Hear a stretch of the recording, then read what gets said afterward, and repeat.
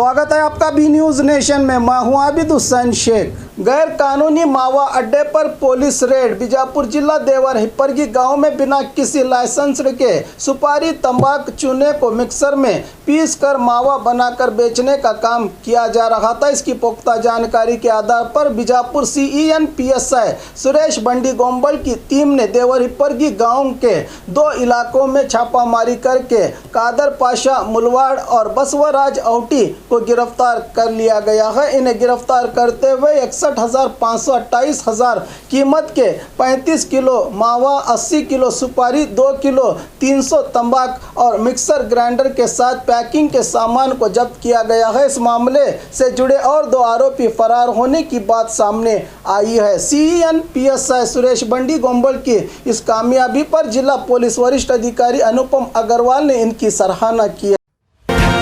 और खबरों के लिए देखते रहिए बी न्यूज़ नेशन।